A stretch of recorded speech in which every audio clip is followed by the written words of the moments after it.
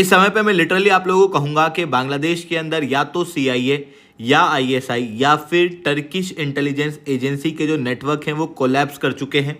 इनके जो सीक्रेट्स हैं वो किसी के हाथ लग गए हैं और अब धीरे धीरे बांग्लादेश के अंदर इन लोगों को पकड़ के मारा जा रहा है। मतलब इनके जो फॉरेन ऑपरेटिव्स हैं उनको सीक्रेटिवली कोई मार रहा है। जैसे पहले 17 अमेरिकन यहाँ पर मारे गए, उसके अलावा पिछले 2-3 महीने में आप देखोगे तो 7 से 9 पाकिस्तानी फॉरेन ऑपरेटिव जो कि ISI से डायरेक्ट संबंध रखते थे उनकी मृत्यु हुई है, और 5 से 6 टर्किश ऑपरेटिव, और इन सब को एक पैटर्न के अंदर मारा गया है। और इन सब की मौत जो हुई है वो बेसिकली आप देखोगे तो टेरेंस अरवेले जैक्सन की जो मृत्यु हुई थी room number 808 Westin hotel Dhaka के अंदर, जिसके बाद में अटकनें ये शुरू हो रही थी कि अमेरिका भारत के प्रधानमंत्री को मारने की प्लानिंग कर रहा है। उस मृत्यु के बाद से लगातार आपको देखने को मिलेगा कि अमेरिकन, पाकिस्तानी और टर्किश फॉरेन ऑपरेटिव्स की मृत्यु बांग्लादेश के अंदर तेजी से हो रही है। एग्जैक्टली यहाँ पर क्या हो रहा है इसे मैं शिवलिंग चौहान डिटेल में आप लोगों के साथ में चर्चा करूंगा, बट उसके पहले आप लोग मेरे साथ में SRC10 टेलीग्राम ग्रुप के ऊपर जुड़ सकते हो। मेरे क्लास की अपडेट, PPT, PDF सब कुछ आपको यहाँ पे मिल जाएगी। UPSC CSE की तैयारी करना है, इंडिया के टॉप एजुकेटर से ऑफलाइन क्लासेस के अंदर पढ़ना है, आप लोगों के पास में अच्छा मौका है। अनअकैडमी अब केवल ऑनलाइन ही रहा है, अनअकैडमी ऑफलाइन भी आ चुका है। जुड़ना चाहते हो तो इस नंबर पर कॉन्टैक्ट कर सकते हो। इसके अलावा मंथली करंट अफेयर्स की magazine, previous year question, prelims के मॉक टेस्ट, NCERT के नोट्स की इंडिया ईयर बुक की summary free of cost download करना है, नीचे डिस्क्रिप्शन के अंदर मैंने लिंक दी हुई है, वहां से आप लोग डाउनलोड कर सकते हो। चलिए दोस्तों समझने का प्रयास करते हैं यहाँ पे क्या हुआ है। आप लोगों को याद होगा यूनाइटेड स्टेट्स ऑफ अमेरिका के आर्मी के ऑफिसर की मृत्यु अचानक से हो गई थी वेस्टिन होटल के अंदर, और जब जैक्सन की मृत्यु हुई तो उसके बाद में पूरे देश के अंदर ये अटकलें चल रही थी कि बेसिकली यहाँ पर CIA प्लान कर रही थी भारत के प्रधानमंत्री को मारने का। बट इसके बाद से लगातार आप देखोगे तो ये मृत्युएं और तेजी से बांग्लादेश के अंदर देखने को मिल रही है। अब सबसे पहले बात करते हैं कि ये फॉरेन ऑपरेटिव्स बेसिकली बांग्लादेश के अंदर कर क्या रहे हैं।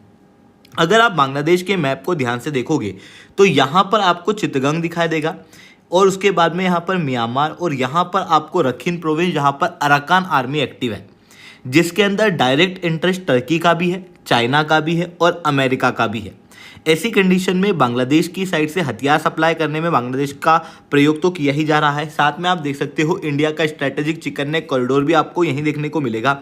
साथ में बांग्लादेश के अंदर भी लगातार इनस्टेबिलिटी का माहौल है, और यहाँ पर अगर आप देखोगे तो इंडियन ओशन के अंदर नज़र रखने के लिए, मरीन ऑपरेशंस को परफॉर्म करने के लिए भी बांग्लादेश एक बहुत अच्छी ज़मीन हो सकता है। इस कारण से दुनिया भर में कई सारे देशों के फॉरेन ऑपरेटिव्स अभी के समय पे बांग्लादेश के अंदर एक्टिव हैं। इवन जो इस्लामिस्ट गतिविधियां, जिहादिस्ट गतिविधियां जो बांग्लादेश के अंदर चल रही है, उनके ऊपर भी नज़र यहाँ पर फॉरेन ऑपरेटिव्स के जरिए रखी जा रही है।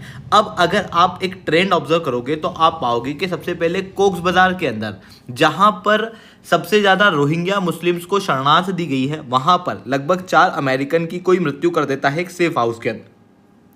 ये बेसिकली जो मैंने जैक्सन की बात की थी रूम नंबर 808 में, उसी की मृत्यु की बात हो रही है। उसकी मृत्यु के साथ में थोड़े समय बाद ये पता लगा कि उसके पास वाले जो दोनों रूम हैं, लेफ्ट और राइट वाले जो दोनों रूम हैं, उनके अंदर भी जो लोग थे वो भी मारे गए, और फिर एक आदमी जो है उसको किसी ने मार दिया और मार के स्विमिंग पूल के अंदर उसको फेंक दिया। उसकी बॉडी जो है वो प्रॉपरली स्विमिंग पूल के अंदर से मिली है।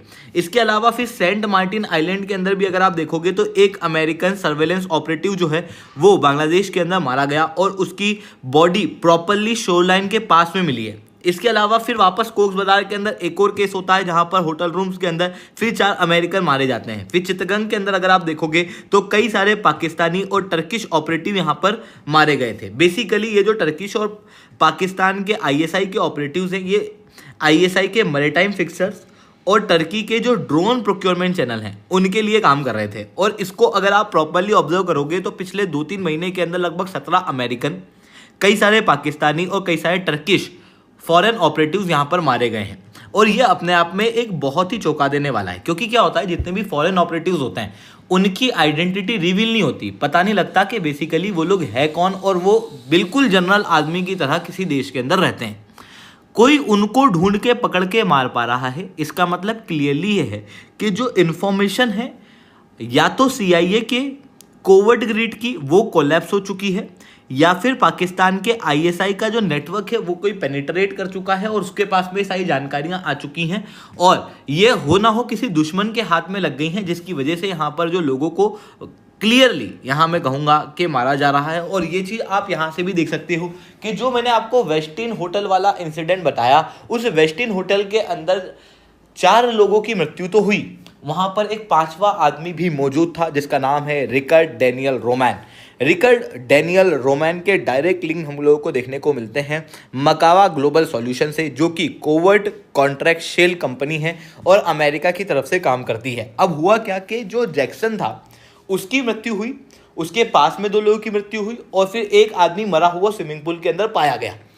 इस बीच में जब ये सब कोई हो रहा होगा, जो वो गनमैन यहाँ पर इन लोगों को मार रहा होगा, उस समय पर इस बारे में जानकारी रिकर्ड डेनियल रोमान को लग चुकी थी। इस कारण से रिकर्ड डेनियल रोमान बकायदा मास्क बांध के होटल से निकला।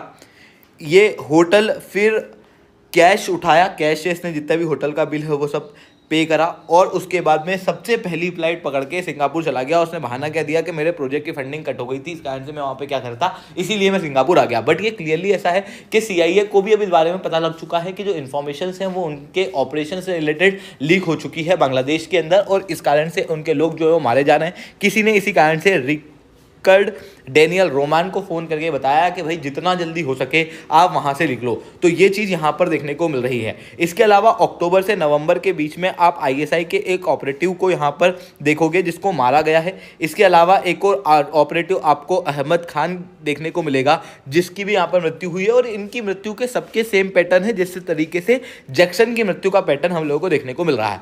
तो यहाँ पर कोई तो है जो अमेरिकन, पाकिस्तानी और टर्किश ऑपरेटिव को यहाँ पर तेजी से मार रहा है, और जिस तरीके से इनकी मृत्यु हो रही है उन मृत्यु के बाद में क्या हो रहा है कि लोग अब अपने फॉरेन ऑपरेटिव्स को बांग्लादेश में नहीं भेज रहे हैं। इवन CIA वगैरह भी अपने ऑपरेटिव्स को अब डायरेक्ट बांग्लादेश के अंदर नहीं भेज रहे हैं। बेसिकली ये जैश ए मोहम्मद, लश्कर तैयबा, इस तरीके के प्रॉक्सीज को अब भेज के वहाँ से वो काम करा रहे हैं जो इस तरीके के फॉरेन ऑपरेटिव से पहले ये कराया करते थे। तो ये चीज़ें यहाँ पर देखने को मिल रही हैं। आई होप ये सारी बातें आपको समझ में आई होंगी। लेक्चर अच्छा लगा हो तो लाइक करना, लेक्चर बहुत अच्छा लगा हो नीचे ऐसा 10 कमेंट करना। UPSC CSE की तैयारी करना, इंडिया के टॉप एजुकेटर से ऑफलाइन क्लासेस के अंदर पढ़ना है तो इस नंबर पर कॉन्टैक्ट कर सकते हो। इसके अलावा मंथली करंट अफेयर्स की मैगजीन, प्रीवियस ईयर के क्वेश्चन, प्रीलिम्स के मॉक टेस्ट, NCERT के नोट्स की समरी, इंडिया ईयर बुक की summary free of cost download करना, नीचे डिस्क्रिप्शन के अंदर मैंने लिंक दी हुई है, वहां से आप लोग डाउनलोड कर सकते हो। ठीक है दोस्तों, आज के लिए इतना ही। That's all from my side. जय हिंद, जय भारत।